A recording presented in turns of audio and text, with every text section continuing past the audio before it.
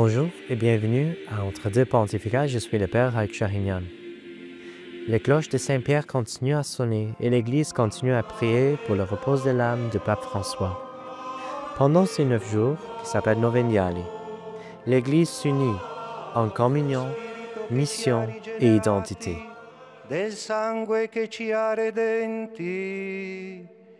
La deuxième messe des Novendiali, célébrée par le cardinal Pietro Parolin, a réuni les employés et les fidèles de la Cité du Vatican, ceux-là même qui passaient quotidiennement sous la fenêtre du défunt pape, le voyant non seulement comme pontife, mais comme pasteur, voisin et père.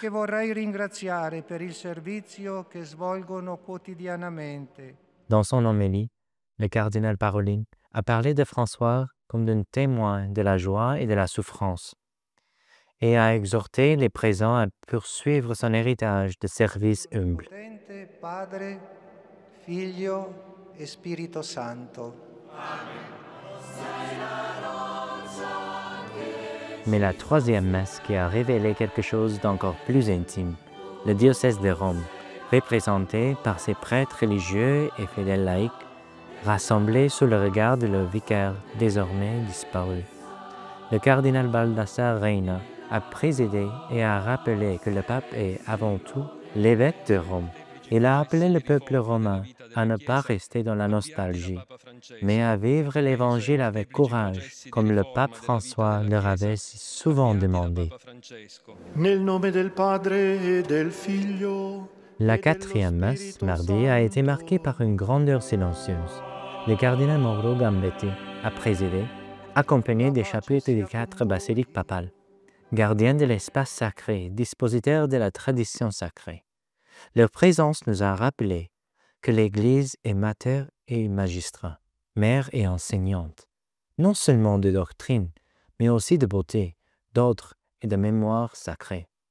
L'homélie a souligné la profonde révérence du pape François pour l'espace sacré, comment il insistait constamment pour que nos églises soient ouvertes, non seulement architecturalement, mais aussi spirituellement, que l'Église doit être une maison de miséricorde, non un musée de souvenirs.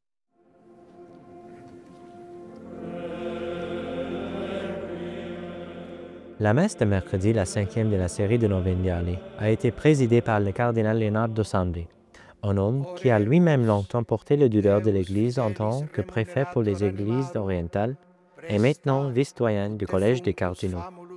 Il a présidé la chapelle papale, le corps des cardinaux et des autres prélats qui entourent et soutiennent le pape. La concélébration symbolisait à la fois le chagrin et la continuité de l'Église. Un corps qui pleure, oui, mais qui se prépare aussi à élire. Dans son homélie, le cardinal Sandri a commencé par proclamer le Christ est ressuscité, soulignant que l'Église, en ce temps pascal, se trouve entre deux moments importants, la fin du pontificat du pape François et le début d'un nouveau. En conclusion, le cardinal Sandri a noté que le pape François avait déjà laissé une vision pour l'avenir de l'Église.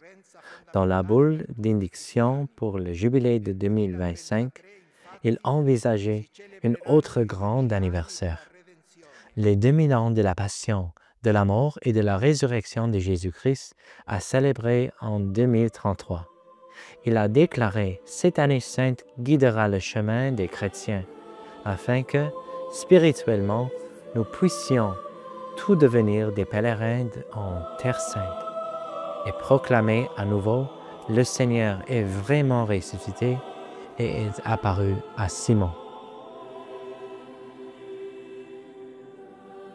Que révèlent ces messes de Novendiali? Elles nous révèlent que l'Église est vraiment vivante. Les employés du Vatican, le peuple de Rome, les gardiens de la beauté sacre, les cardinaux eux-mêmes, chaque groupe a apporté quelque chose à ce deuil sacre. Chacun s'est tenu au tombeau de François, non seulement avec tristesse, mais avec mémoire et résolution. Le pape François disait souvent, « L'Église est un hôpital de campagne après la bataille. » Ces jours-ci, l'hôpital de campagne soigne ses propres blessures. Et pourtant, dans chaque messe, chaque homélie, chaque visage rassemblé, nous voyons des signes de guérison, le travail lent mais certain de l'Esprit Saint. Nous ne sommes pas seulement entre deux papes, nous sommes entre deux moments de grâce. Merci de nous avoir accompagnés.